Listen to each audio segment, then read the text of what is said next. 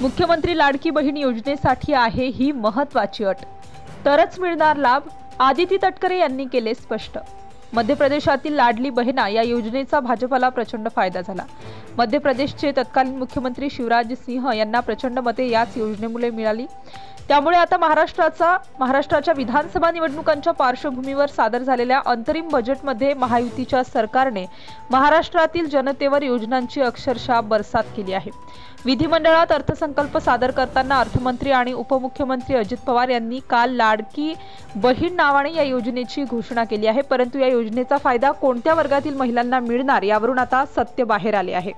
Crime वार्ता news. Subscribe now and press the bell icon. Never miss an update.